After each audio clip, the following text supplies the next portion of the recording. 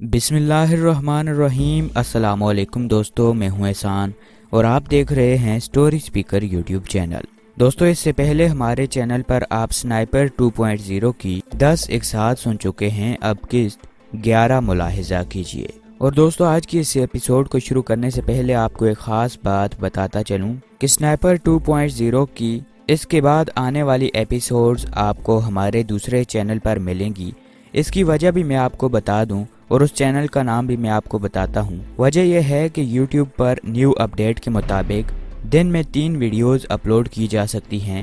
अगर हम चौथी वीडियो अपलोड करेंगे तो उसकी नोटिफिकेशन आपको नहीं मिलेगी, जिस वजह से हमारी वो वीडियो फ्लॉप हो जाती है। तो इसीलिए मैंने एक न्यू चैनल स्टार्ट किया है जिसका नाम है डेल्टा रॉक्सन। उसका लिंक आपको डिस्क्रिप्शन में भी मिल जाएगा और कमेंट बॉक्स में भी मिल जाएगा। आप सबसे गुजारिश है कि आप वहां पर जाएं, हमें सपोर्ट करें और वहां पर स्नाइपर 2.0 की आने वाली तमाम एक साथ सुनें। चलिए दोस्तों, शुरू करते हैं अपनी आज की एपिसोड। सैलाब खान की आमद के बाद चंद मंचलों ने मेरा निशाना देखने की ख्वाहिश जाहिर कर दी, जिसकी तायद तमाम हाजरीन महफिल करने लगे।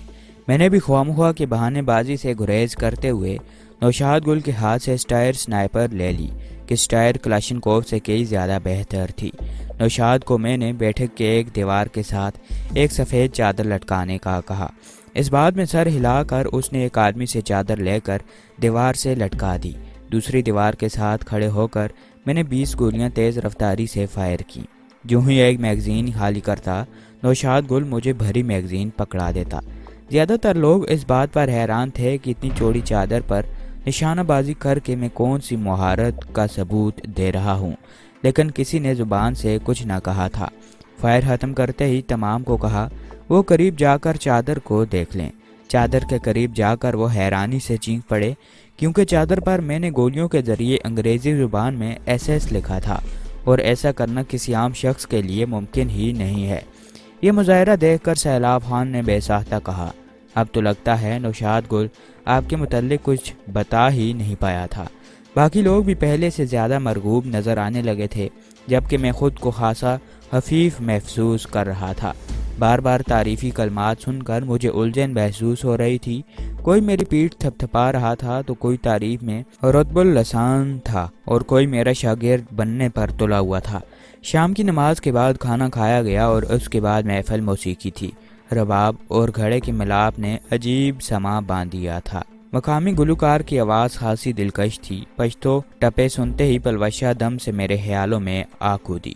पश्तो साज पर तो वो यूं भी इतना खूबसूरत और दिलकश रक्स करती थी कि देखने वाले सहर ज़दा हो जाते थे। मेरे दिमाग में वो वक्त फिल्म की तरह चलने लगा जब मलक सकलैन के बेटे की शादी पर उसने जादू भरा खूबसूरत रक्स पेश किया था। रात गए तक प्रोग्राम जारी रहा और फिर मेरे आराम करने की दरख्वास्त पर प्रोग्राम एख्तिताम पजीर हुआ। घरों को लौटते वक्त कोई भी ऐसा आदमी नहीं था जिसने मुझसे मुसाफे न किया हो।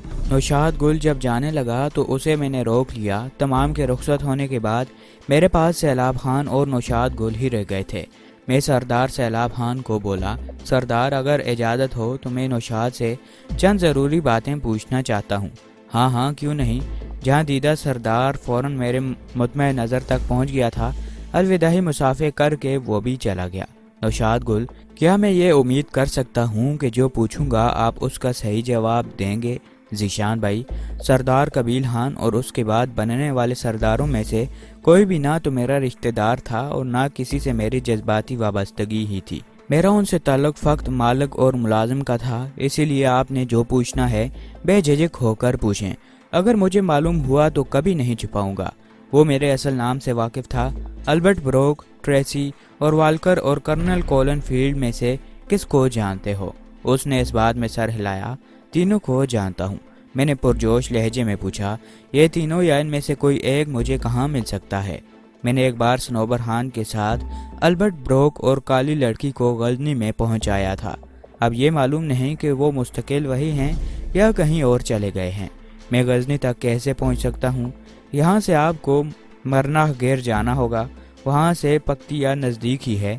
उसके बाद ज़रगून शहर आएगा, उसके बाद पनाह और उसके आगे कुराहबाग और वहाँ से गजनी की गाड़ियाँ मिल जाएंगी। इसी तरह अगर ज़रगून से आप सीधा अब बंद का रुख करें तो वहाँ से भी गजनी जा सकते हैं। ये सड़क का रास्ता बता रहा हूँ। अगर आप पक्तिया से सीधा गजनी का रुख करें तो ये रास्ता मुख्तसर है, मगर बड़ी सड़क मुयस्सर नहीं है। इस तरफ आपको कच्चे पक्के रास्तों और पहाड़ी इलाकों को अबूर करना होगा। मैंने मज़ीद ज़रूरी मालूमात दरियाफ्त की और उसका शुक्रिया अदा करते हुए उसे जाने की इजाज़त दी। वो तमाम रात मैंने आगे की हिकमत अमली बनाते में गुजार दी। गजनी एक बड़ा शहर था और वहाँ अमेरिकन फ़ौज ने अपनी छावनी बनाई हुई थी। इस हसास इलाके में घुसना इतना भी आसान नहीं था। इसके लिए मुझे किसी ऐसे मंसूबे की ज़रूरत थी जिसमें गलती की गुंजाइश न होती, मगर ऐसा सिर्फ सोचा जा सकता था। अमली तौर पर अगर ये नामुमकिन नहीं तो बहुत ज़्यादा दुश्वार ज़रूर था। सबसे बढ़कर मैंने किसी को जान से नहीं मारना था कि दूर से गोली चलाकर अपना काम कर लेता। मुझे तो उनके कैंप में घुसकर अपनी बेगुनाही के सबूत ढूंढने थे। यह सरासर जासूसों वाला काम था। गोया एक स्नाइपर को वक्त पड़ने पर हर काम करना पड़ता है, लेकिन फिर भी निशानेबाजी और मार धाड़ से जासूसी एक अलग काम है। सुबह नाश्ता वगैरह से फारिग होकर मैंने सैलाब खान को कहकर कागज़ पेन मंगवा लिया और नौशाद गुल से सुनी हुई मालूमात को एक नक्शे की सूरत में कागज़ पर उतार लिया। रास्ते के लिए खाने पीने की चीज़ें सफरी थैले में डालकर मैंने जाने के लिए तैयार कर लीं। उस वक्त तक नौशाद गुल और चंद और नौजवान भी पहुंच गए थे। मैं तमाम की मोहियत में चलता हुआ गजनी शहर से बाहर निकला और उनसे अलविदाई मुसाफे करके गजनी शहर से गजनी की तरफ रवाना हो गया। खान कले को अब मैं पीछे छोड़ आया था। अब मरना घर से होते हुए मैंने पक्तिया पहुंचना था। मरना घर से पक्तिया के लिए गाड़ी भी मिल जाती थी, लेकिन गाड़ी में सफ़र करने के लिए ये कबाहत थी कि मैं क्लाशनकोफ साथ नहीं ले जा सकता था। गजनी हैज ही शिमाल की जानिब एक चौड़े नाले में किलोमीटर डेढ़ चलने के बाद मुझे मगरब की तरफ मुड़ना था। मौसम तकरीबन साफ था। शिमाली जानिब हल्के हल्के बादल नजर आ रहे थे और बज़ाहिर बारिश या बर्फबारी का कोई इम्कान नहीं था, लेकिन उसके साथ मैं इस बात से भी वाकिफ था कि बादलों को इकट्ठा होने में इतनी देर नहीं लगनी थी। इस मौसम के हाथों में एक बार पहले भी मैं मरते मरते बचा था। अब मैं इस मौसम से बिल्कुल भी एतबार नहीं कर सकता था। मेरा पुख्ता इरादा था कि मौसम के ज़रा सा भी ख़राब होने पर मैं बगैर सफ़र जारी रखे किसी पनाह गाह में घुसूंगा। सर्दी काफ़ी बढ़ गई थी। दिसंबर शुरू होने वाला था और दिसंबर की शुरुआत के साथ ही पहाड़ी इलाके में मज़ीद बर्फबारी होने के अमकान थे। नाला मोड़ मुड़ते ही हल्की उतराई शुरू हो गई थी। मोड़ मुड़ कर मैं चंद कदम ही ले पाया था कि अचानक किसी ने ज़ोरदार आवाज़ में ललकार कर मुझे रुकने को कहा। एकदम मेरे कदम रुक गए थे। आवाज़ की सिमत देखने पर 4 आदमी झाड़ियों के झुंड से बरामद होते दिखाई दिए। चारों मुसल्लह थे। यकीनन वो किसी गलत फहमी की बिना पर मुझे रोक रहे थे। हथियार नीचे फेंक दो, एक रख्त शक्ल के लंबे आदमी ने दूर ही से हुक्म जारी किया।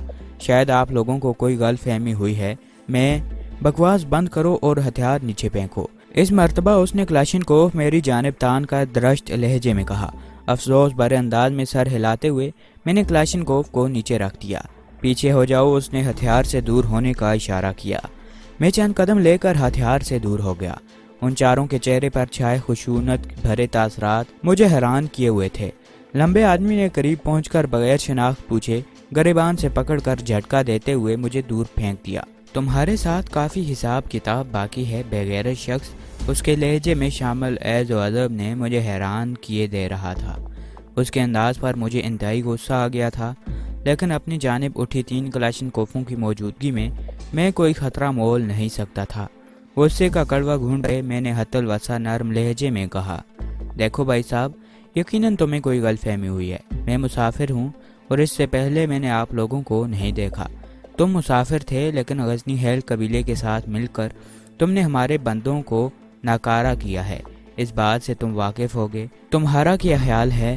गजनी हैल में हमारा कोई हमदर्द मौजूद नहीं। उसकी बात सुनते ही मेरे दिमाग में साई साई होने लगी। शायद वो श्लोबर कबीले से ताल्लुक़ रखते थे। गजनी हैल कबीले से किसी गद्दार ने मेरा मुकम्मल राज फाश कर दिया था, यहाँ तक कि उसने श्लोबर कबीले वालों को मेरे जाने के रास्ते में भी बता दिया था। और यकीनन श्लोबर कबीले के ये आदमी काफ़ी देर से मेरी घाट में बैठे हुए थे। गजनी हैल कबीले के साथ करने वाली हमदर्दी मुझे रास नहीं आई थी। ऐसी हालत में तो सैलाब खान के आदमी भी मेरी मदद को नहीं पहुंच सकते थे कि उन्हें इस बाबत कुछ मालूम ही नहीं था। मैं बहुत बुरी तरह फंस गया था। मुझे सोच में डूबा देखकर उसने तंज़िया लहजे में कहा, अब तो बोलती बंद हो गई। زمین سے اٹھتے ہوئے میں نے کندھوں سے سفری تھیلے کی ڈوریاں نکالی اور تھیلے کو زمین پر چھوڑتے ہوئے کھڑا ہو گیا۔ ان کے ارادے مجھے چھوڑنے والے نہیں لگ رہے تھے۔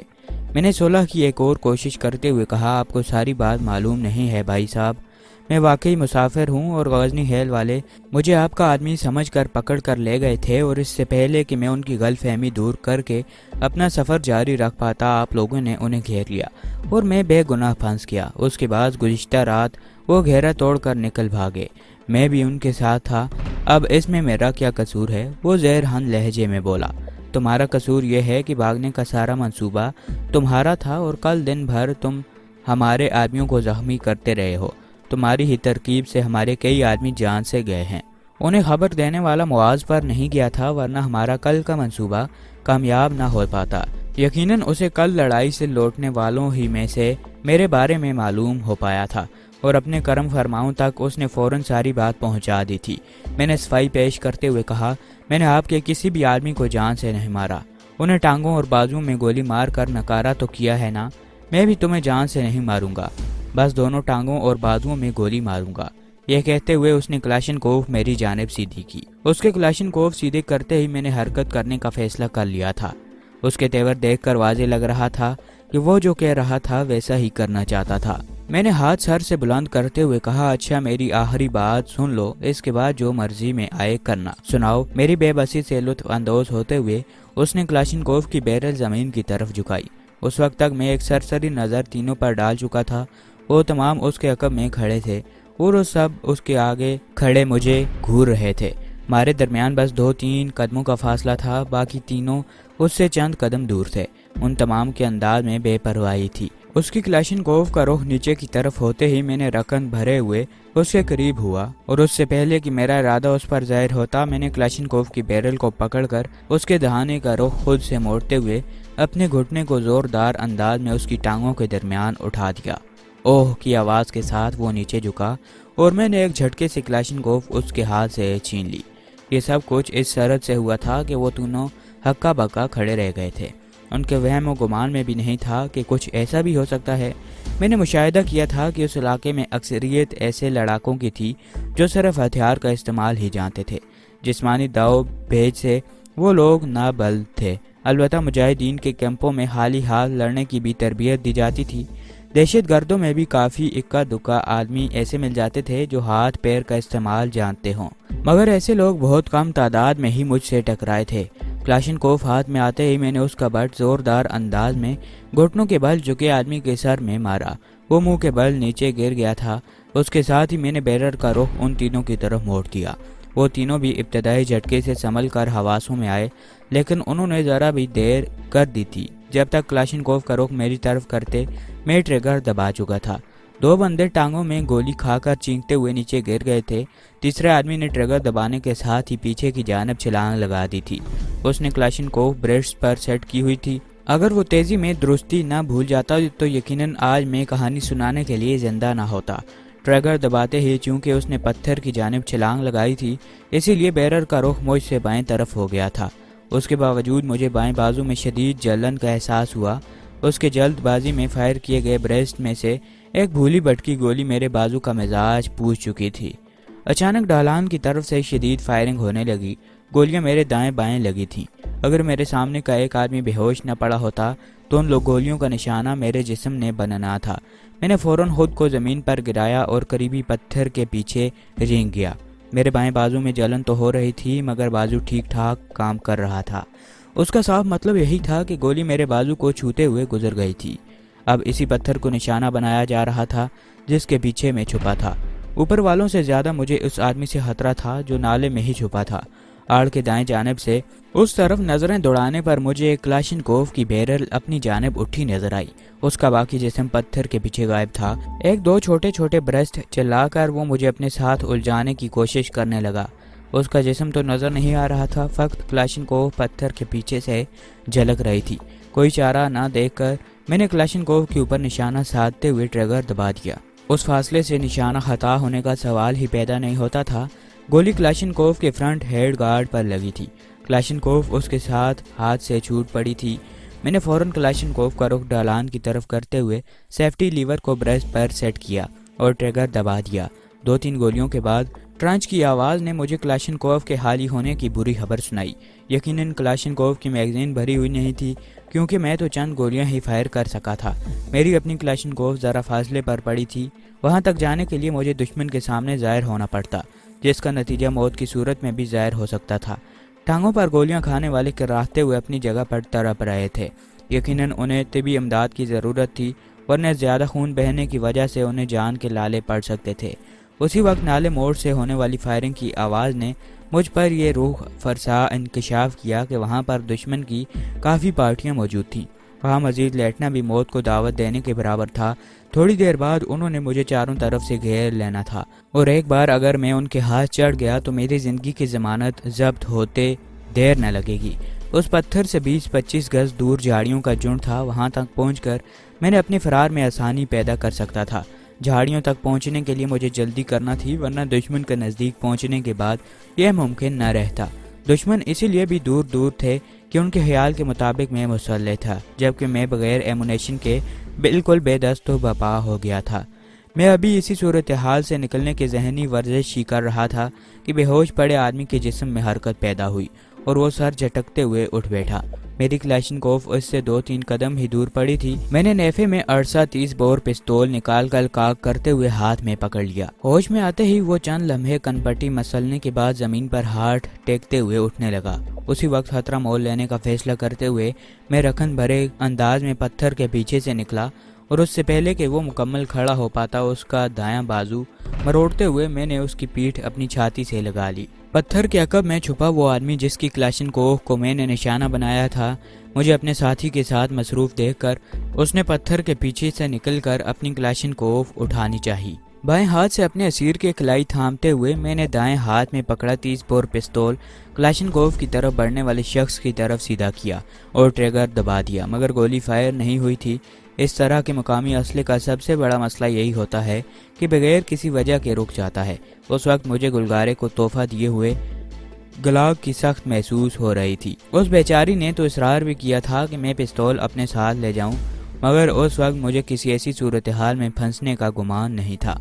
पिस्तौल को नीचे फेंक कर मैंने उसी लंबे आदमी को ढाल की तरफ अपने सामने पकड़ लिया। उसके साथियों ने चंद हवाई फायर किए। मुझे निशाना बनाने की सूरत में उनके अपने आदमी को पहले गोली लगती। पत्थर के पीछे छुपे आदमी ने भी क्लाशनकोव उठाकर मेरी जानिब तान ली थी, लेकिन मेरे सामने उनका साथी ढाल की सूरत में मौजूद था। एक हाथ से उसका मरोड़ा हुआ बाजू पकड़कर दूसरा बाजू मैंने उसकी गर्दन में डाला और उसे जबरदस्ती अपने साथ खींचता हुआ क्लाशनकोव के करीब पहुंच गया। नीचे झुककर क्लाशनकोव उठाने की सूरत में वो मेरी गिरफ्त से निकल जाता। मैंने एक पाँव स्लिंग में डालकर क्लाशनकोव को धीरे से जमीन से उठा लिया। इस दौरान उसने मचलकर मेरी गिरफ्त से निकलना चाहा। उसके गले में डाला हुआ बाजू के फंदे को मजीद कसते हुए मैंने उसे खामोश रहने की धमकी दी। किसी अकड़ से अकड़ आदमी को भी समझाने के लिए जुबान से ज्यादा अमली धमकी काम आती है। उसे भी मालूम हो गया था कि हरकत करना उसकी गर्दन को नाकाबिले तलाफी नुकसान पहुंचा सकता था। जिस्म ढीला छोड़ते हुए उसने ताउन का ऐलान करते देर नहीं की थी। क्लाशनकोव हाथ में आते ही मैंने बैरल उसकी पीठ से लगाई और उसके गले से बाजू निकाल लिया। क्लाशनकोव के सर्द बैरन गर्दन में पड़ी हुई बाजू से भी ज्यादा डराने वाले थे। वो मेरे सामने बेहस व हरकत खड़ा था। उसका दूसरा साथी मुझे धमकियां देने लगा, अगर 1 मिनट के अंदर अंदर तुम गायब ना हुए तो इन दोनों के साथ लेटे नजर आओगे। मैंने जमीन पर पड़े जख्मियों की तरफ इशारा करते हुए उसे धमकी दी। उसने फौरन एक बड़े पत्थर के अकब में आड़ लेने की कोशिश की। मेरे पास वक्त कम था। देर होने की सूरत में उनकी मजीद साथी पहुंच सकते थे और मेरा पकड़ा जाना यकीनी हो जाता। उस लंबे आदमी को अपने साथ ढाल की तरह रखकर मैं उल्टे कदम पीछे हटने लगा। उसके साथियों को मेरी हिकमत अमली समझ आ गई थी। उन्होंने मुझे धमकाने के लिए तेज़ फायरिंग शुरू कर दी थी, लेकिन उनकी कोई भी गोली उनके साथी से इस्तेमाल किए बगैर मुझ तक पहुंच नहीं सकती थी। दरख्तों के झुंड में घुसते ही मैं दुश्मन की तमाम पार्टियों की नज़र से ओझल हो गया था। अपने कैदी को मैंने घुटनों के बल बैठने को कहा। बगैर किसी हुज्जत के वो घुटनों के बल बैठ गया। मैंने फौरन क्लाशनकोव के बट से उसके सर की मजबूती का अंदाज़ा लगाने की कोशिश की। वो एक बार फिर मुंह के बल नीचे गिर गया था। मैं मुड़कर भाग पड़ा। उनके ताक़ुब में पहले से वहाँ दूर निकल जाना चाहता था। वो घनी झाड़ियाँ मेरे लिए काफ़ी मददगार साबित हो रही थी। 10-15 मिनट बाद ही मेरे कानों में तेज़ फायरिंग की आवाज़ गूंजी। यकीनन उन्होंने अपने बेहोश साथी को तलाश कर लिया था। غزنی ہیل والی لڑائی کے بعد اس جھڑپ کے دوران بھی میں پوری کوشش کی تھی کہ شلوبر کے کسی آدمی کو جان سے نہ ماروں، کیونکہ میں حت الوسع کسی بے گناہ کے خون سے ہاتھ نہیں رنگنا چاہتا تھا، اور اس کی کوشش میں مجھے خاطر خواہ کامیابی ہوئی تھی۔ گزشتہ سے لے کر اب تک شلوبر کا کوئی آدمی میرے ہاتھوں قتل نہیں ہوا تھا، البتہ زخمی ہونے والوں کی تعداد 2 درجن کے قریب پہنچ گئی تھی۔ نالے کے درمیان میں درخت موجود نہیں تھے، جھاڑیوں کے جھنڈ چونکہ ڈھلان پر تھے، اسی لیے مجھے ڈھلان پر ترچھا بھاگنا پڑ رہا تھا۔ فرلانگ بھر دور مجھے ان کے چیخنے چلانے کی آوازیں آ رہی تھیں، نہ جانے وہ کیا حکمت عملی تیار کر رہے تھے۔ ان کی آوازوں پر کان دھرے بغیر میں جھاڑیوں کے درمیان آگے بڑھتا جا رہا تھا۔ آکسیجن لیول کم ہونے کی وجہ سے میرا سانس ڈھونکنے کی مانند چل رہا تھا۔ دوڑتے دوڑتے میری نظر نالے کے درمیان میں پڑی۔ ان کے 9-10 آدمی نالے کے بیچوں بیچ دوڑتے ہوئے آگے بڑھ رہے تھے۔ ان کا ارادہ مجھ سے آگے بڑھ کر ان جھاڑیوں کے جنگل کو گھیرنا تھا۔ اگر ایسا ہو جاتا تو میں چوہے دان میں پھنس جانا تھا۔ ایک دم رک کر میں نے ایسی جگہ پر پوزیشن سنبھال لی جہاں سے پورا نالا میری نظروں کے سامنے تھا۔ اس کے ساتھ ہی کلاشنکوف کو سنگل راؤنڈ پر سیٹ کرتے ہوئے میں نے سب سے آگے والے کی ٹانگوں پر شست لے کر مسلسل 3 بار ٹریگر دبا دیا۔ 2 آدمی منہ کے بل گیڑ کر تڑپنے لگے، باقی ایک دم بکھر کر دائیں بائیں پڑے پتھروں کی آڑ میں ہو گئے تھے۔ اس کے ساتھ ہی انہوں نے اندازے سے جوابی فائرنگ شروع کر دی تھی۔ 2-3 مزید گولیاں ضائع کر کے میں کروٹ بدل کر ایک جھاڑی کی آڑ میں پہنچا اور جھکے وہاں سے آگے بڑھنے لگا۔ انہیں ابھی تک پتھروں کی آڑ سے نکلنے کی جرت نہیں ہوئی تھی۔ تھوڑا سا آگے بڑھتے ہی میں کھڑے ہو کر دوڑ پڑا۔